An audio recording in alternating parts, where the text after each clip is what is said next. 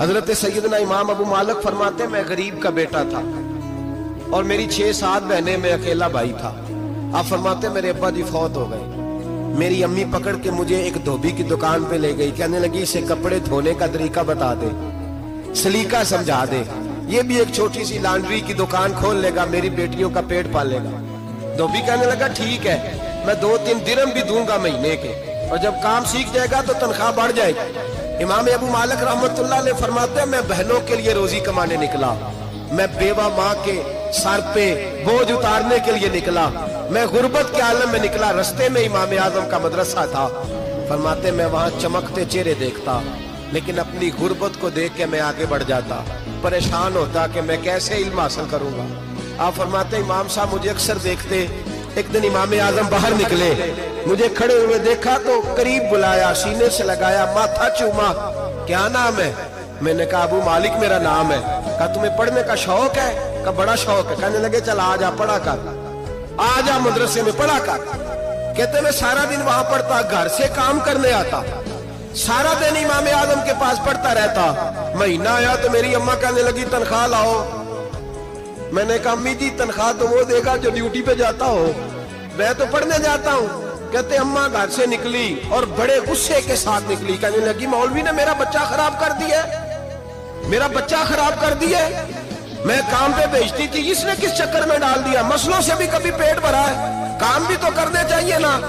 کہتے امام اعظم کے سامنے کھڑی ہوئی، امام صاحب بڑے امیر کبیر آدمی، اربوں خربوں پتی تھی، اور پھر اتنے بڑے عالم فقیر، سارا بغداد، سارا کوفہ، سارا مصر سلوٹ کرتا ہے۔ بی بی آئی اور تیز جملے، عورتوں کا طریقہ ہوتا ہے، کہنے لگی مولوی تیری سفید داڑھی، تیرا اتنا نام، تجھے خیال ہی نہیں آیا میں بیوہ عورت ہوں، تو نے میرا بچہ خراب کر ڈالا، میری یتیم بچیاں روٹی کہاں سے کھائیں گی، مسلوں سے بھی کبھی پیٹ بھرا ہے۔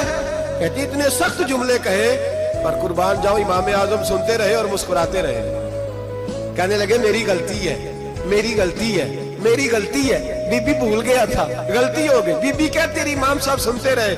جب غصہ اتر گیا تو کہنے لگے اماں تیرا غصہ اتر گیا ہے؟ اتر گیا ہے۔ کہنے لگے تیرا بیٹا بڑا نیک ہے، تیرا بیٹا بڑا لائق ہے، تو اسے پڑھنے دے۔ کہنے لگے چپ کر بے مولوی، یہ پڑھے گا تو میں روٹی کہاں سے کھاؤں گی؟ امام صاحب کہنے لگے مجھے بتائے گی تیرے گھر کا خرچہ کتنا ہے؟ اس نے ایک لفظ تو ہے 3 دینار کا، ایک روایت ایسی بھی لکھی ہے بزرگوں نے، کہنے لگی 40 درہم ہے، اور اماں کہتی میں نے جان بوجھ کے زیادہ بتائے، حالانکہ میں کناب کا خرچہ کرتی تھی، لیکن جب کھلا ڈلا کرے تو وہ والا خرچہ بتایا۔ میں نے کہا 40 درہم خرچہ ہے، تو دے گا؟ کہتے امام اعظم کہنے لگے اماں تجھے لینے نہیں آنا پڑے گا، پہلی سے پہلے تیرے گھر میں پہنچ جایا کریں گے، یکم سے پہلے آئیں گے، 1 دن نہیں، 2 دن نہیں، 4 دن نہیں، 5 مہینے نہیں، 20 سال تک۔ کہنا آسان، بولنا آسان، سننا آسان، 20 سال تک امام ابو مالک کے گھر میں خرچہ دیتے رہے، وہ پڑھتے رہے۔ اماں کہنے لگی تو میرے بیٹے کو لگا تو لیا ہے تو پڑھ کے بنے گا کیا؟ حضرت امام اعظم فرمانے لگے بادشاہوں کے تخت پر بیٹھ کر بادشاہوں کے ساتھ کھانے کھایا کرے گا، ان کے ساتھ بیٹھ کے حلوہ کھائے گا، وقت آئے گا تو دیکھے گی۔ کہتے ہیں میرے امام انتقال کر گئے، وقت بیت گیا، ہارون رشید نے مجھے بلایا بغداد میں اور کہا میں آپ کو چیف جسٹس بنانے لگا ہوں۔ کہتے ہیں میں خوشی سے سجدے کرنے لگا، میں چیف جسٹس بنا۔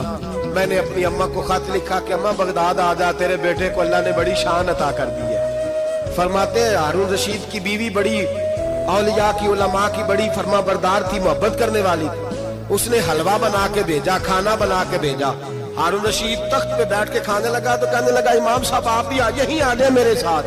کہتے ایک کونے میں وہ بیٹھ گیا، ایک میں بیٹھ گیا، بیچ میں کھانا رکھ لیا۔ اتنی دیر میں میری اماں بھی پہنچ گئی، 2 لقمے کھائے تھے کہ اماں آ گئی۔ جب اماں نے مجھے تخت پہ بیٹھے دیکھا، ایک یتیم، ایک لاوارث، ایک بن باپ کا بچہ، وہ کل تک جو بہنوں کے لیے 4 دینار نہیں لا سکتا تھا، تخت پہ بیٹھ کے جب روٹی کھاتے دیکھا تو اماں تڑپ گئی، روئی، چیخیں ماری۔ میں نے کہا اماں کیا ہوا؟ کہنے لگی بیٹا مجھے تیرا استاد یاد آ گیا ہے، اس نے کئی سال پہلے کہا تھا اسے دین کا علم پڑھنے دے، اسے فقیہ بننے دے، یہ بہت آگے جائے گا۔